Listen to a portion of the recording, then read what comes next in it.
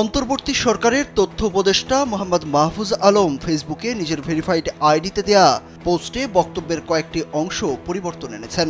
সোমবার দিবাগত রাত 2টা 51 দেয়া ওই পোস্টের প্রায় 1.5 ঘন্টা পর এসব পরিবর্তন করেন তিনি। মাহফুজ আলম প্রথম পোস্টের এক জায়গায় লিখেছিলেন, আজকাল অনেকের লেজ কাটা যাচ্ছে বলে আমার বিরুদ্ধে লেগেছেন। নতুন একটি দলের কয়েকজন মহারথী এতে জড়িত, সবই প্রকাশ পাবে।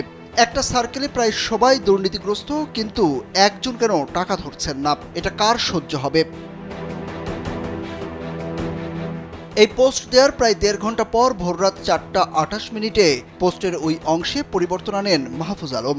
সংশোধিত পোস্টে এই অনুচ্ছেদ পরিবর্তন করে তিনি লিখেন, আজকাল অনেকের লেজ কাটা যাচ্ছে বলে আমার বিরুদ্ধে লেগেছেন।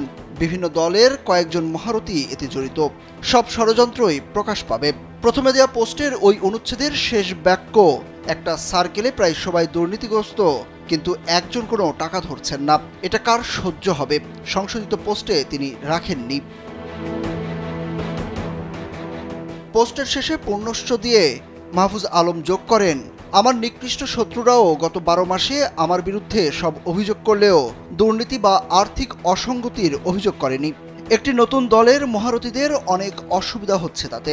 রাষ্ট্রের দায়িত্ব পবিত্র আমানত, 1000 কোটি টাকার চাইতেও ইজ্জত ও রাষ্ট্রের আমানত আমাদের জন্য গুরুত্বপূর্ণ। সংশোধিত পোস্টে এই অংশেও পরিবর্তন এনেছেন মাহফুজ আলম।